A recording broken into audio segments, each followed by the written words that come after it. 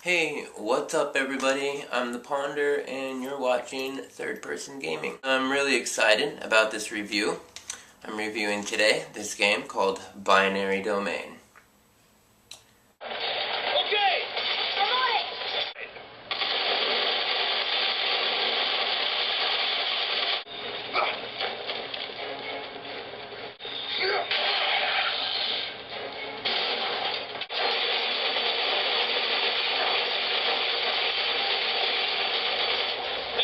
Now this is a really great title. It was a really good title. I got my copy at 8-Bit and Up, which is on 35 St. Mark's in Lower Manhattan on the second floor. It's a really good game shop. They've got everything you want there. New games, vintage, old, you name it, they got it. Now I'm really excited, really excited about this game. Did I say excited? It didn't get a lot of hype. I didn't see a lot of people, doing reviews on it. I haven't heard it talked about much in, the magazines, but this is a really good game. Now, it takes place in Japan, 2080 AD. The Amada Corporation has broken this clause in the Geneva Convention by going and creating these robots, these humanoid robots that are so real, in fact, that they don't even know that they're not human. And they're all over the place. They're called hollow children, and they don't even know that they're humanoids. So basically, you're part of this team that has been, has been given the task of going out, finding the Amada Corporation and eliminating them. All their robots, their minions, their soldiers, anybody that works for them. You're tasked with going out there and basically finding them and destroying them. They use the classic double tap button evade, which is great. It's classic. You can't go wrong with it. Sega's been doing this for a long time, and they did a really good job with this game. Now, the gunfights were really good in this game. I really liked the gunfights. They were really fast, and they were challenging. They were hard. They threw a lot of enemies at you. I mean, they threw boatloads of people at you. Boatloads of robots at you. I mean, they just sent wave after wave of people at you. And it was just, at times it was just overwhelming. But it was great. That's what I like. It was a good challenge.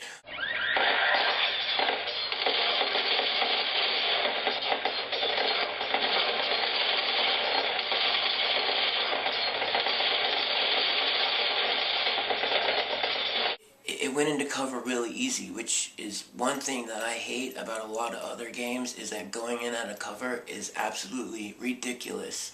It's horrible, and a lot of games really screw this up. This game got it though. One button, boom, you're into cover. All is to go ahead, monsieur. Now, I didn't like the fact that you couldn't crouch unless you were in cover that was something small enough to be crouching behind, because, I'm one of the people, I like that feature. I like to be able to crouch or even lay down in prone position to fire. But in this game, you couldn't do that at all. If you wanted to crouch, you had to take cover behind something that was small. But, that was one little feature. It was alright. Really good game. Fast action shooting, fast action gameplay. Well worth it. It's in the stores right now for about 50, 40 bucks. It's a good buy. I definitely recommend it. Now, one of the really cool things they incorporated in this game was how you shot at the robots and what happened when you shot them in specific places. Now, if you scored a headshot on a robot, he would malfunction and start shooting at his companions, which made for some fucking hilarious moments.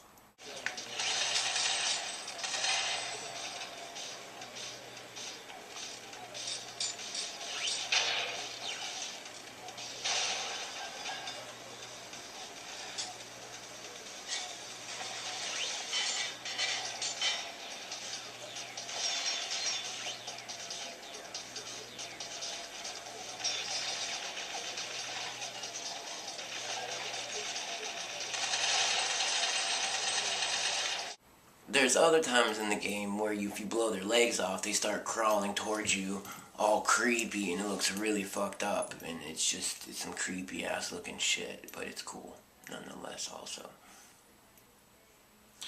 Now, one really big problem I had with this game was Sega thought that they would take a new, they'd take a new approach on an old form of gaming. And that is basically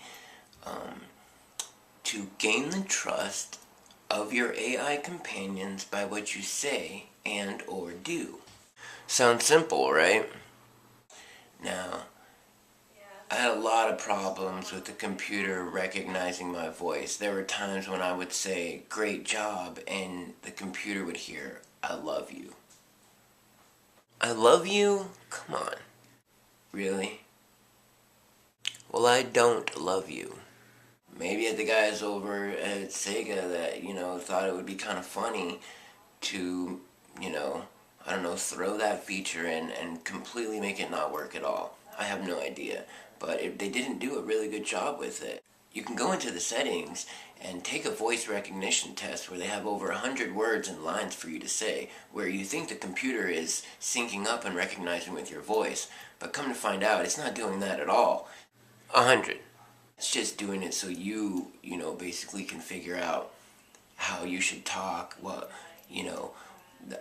how high you should talk or how low you should talk, or the things that you could say, what you could say, what you couldn't say, combination of words put together. It was sort of tutorial based, but they didn't do a very good job because the computer doesn't fucking recognize practically anything that you say. Hardly anything. The computer pretty much recognizes awesome and fire. That was just about it. Those worked really good. Awesome and fire. Well, can you recognize this? So, what would I rate this game? Well, considering you couldn't go into crouch, and I'm big on the type of character movement and the abilities and disabilities that you have, so that was one notch I took off for not being able to crouch. The other one was the voice recognition. Now, because the voice recognition was so bad, I'm going to give it 2 notches. Because, come on, Sega. It's Sega. You guys have been doing this for a really long time. Since like the 1980s. There's no excuse for this. There's no reason why it is as fucked up as it is. And it's really fucked up. When you go and try and play it, it's horrible. You're better off just going into the settings, turning that feature off completely altogether, and just giving the AI commands through the LB settings, pretty much. That's your best bet for it. So this game, because of that, it's only going to get a 7 out of 10. That's all it gets. I had to do it. I'm sorry. I really liked this game. I thought it was really good. It was a great challenge. The rifles in this game are awesome. The grenades were pretty sweet. The grenades were really, really good too. You got a bunch of different kind of grenades.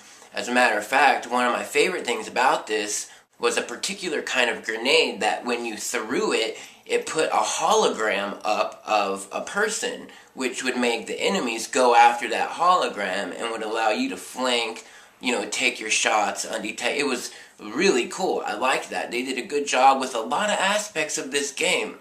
It was really cool, especially the shooting the robot in the head to make them malfunction and go after their old friends. That shit never gets old.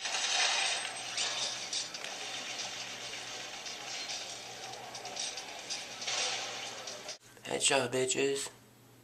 It was hilarious, but, just the whole voice recognition, for a game that focused so much on the voice recognition, it did a really shitty job, and that's why I gave it 2 marks. 7 out of 10, that's not bad. That's still a really good game. That's a game that I would go out and buy. And it's got multiplayer. For all you people that like third-person multiplayer games, this had great multiplayer action. The multiplayer's not fucking bad.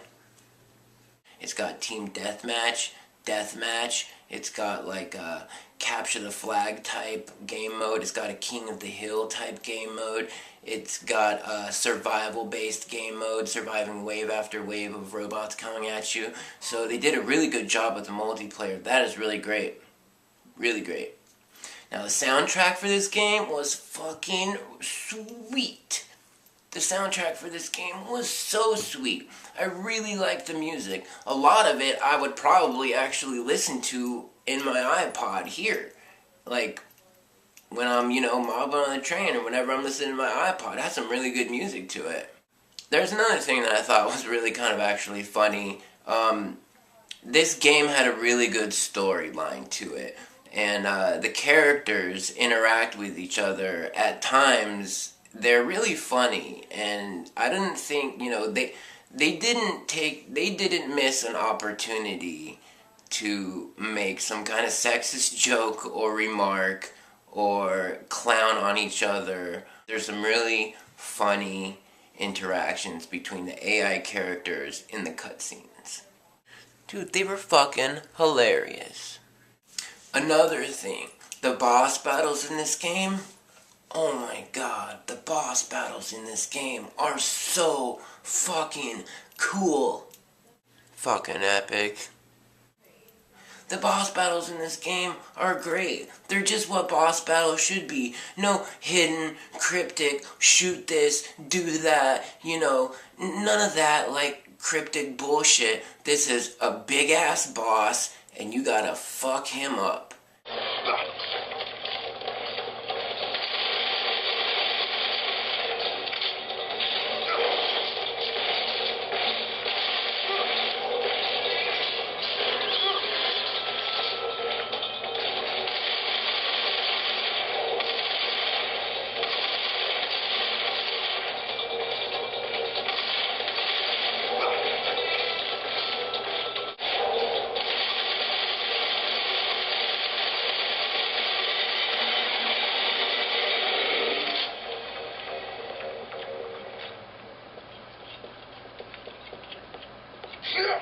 We did it! And that is classic Sega boss battles. They did a great job with that right here. You will not be disappointed.